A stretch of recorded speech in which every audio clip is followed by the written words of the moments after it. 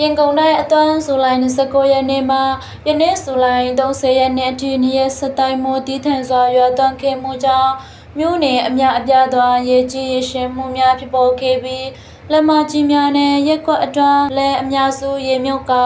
ရင်ကျော်ပိတ်ဆို့မှုများဖြစ်ပေါ်ခဲ့ကြောင်းဒေသခံများကရင်ကုန်ခတ်တဲ့တရင်ဌာနတို့ပြောဆိုကြပါရယ်ရေကြီးရေရှင်မှုမှာမြောက်တကုံတောင်တကုံအရှိတကုံ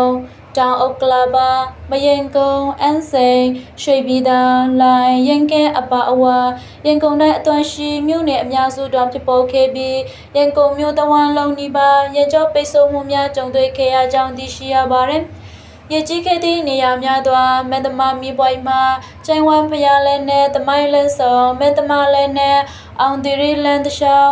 ရွာမကျောင်းလဲနဲ့ပဟိုလန်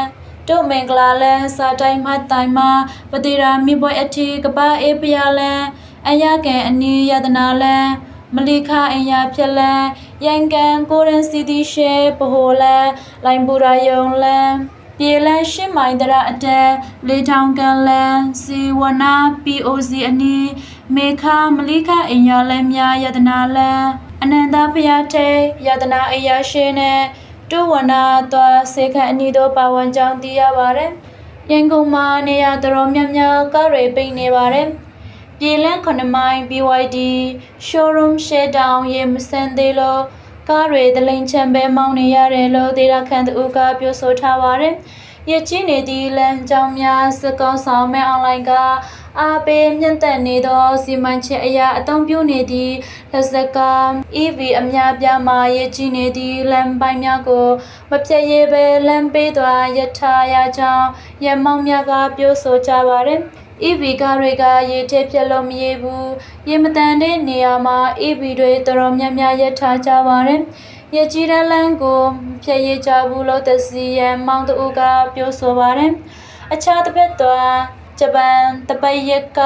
မြန်မာမူရကြီးနေသည့်လက်များကိုပုံမှန်ပြတ်တန်းသွားလာနေကြကြောင်းကာယဝေရတူကပြောဆိုထားပါတယ်။ကိုယ်နိုင်ငံရဲ့လမ်းနဲ့ဒီလိုရကြီးပုံစံမျိုးနဲ့ကတော့အသာလေးမောင်းသွားပါတယ်။ဒီလိုရကြီးတဲ့လမ်းတွေနဲ့ဆို EV ကားတွေကခက်ခဲပါတယ်။ရကြီးလို့ EV ကပြည့်ရင်ပြည့်စင်ခါဘက်ထရီကားတွေကတိန်ကိုရချီပေါက်နေတာဟုကာရောင်းဝယ်ကပြောဆိုထားပါတယ်။အစိမ်မျိုးနဲ့တော့မိုးရေမြင့်တက်လာမှုကြောင့်နေအိမ်များအသွမ်းရေဝမ်းရောက်ကအိမ်ရများအထီးရေနဲ့မြုပ်ခဲ့ကြောင်းဆွေပြည်ရာမျိုးနဲ့အမှန်24ရက်ကွက်နဲ့အမ်ပေါစုကျေးရွာသူရလဲရေကြီးရေရှမှုများဖြစ်ပေါ်ခဲ့သဖြင့်တေရခံပရဟိတအတန်ကကေစီရလုပ်ငန်းများနဲ့စာနယ်ရိက္ခာထောက်ပံ့မှုများဆောင်ရွက်ပေးခဲ့ကြောင်းသိရပါတယ်။မိုးလေဝသနဲ့ဆလာပေသာညွှန်ကြားမှုစီဝါ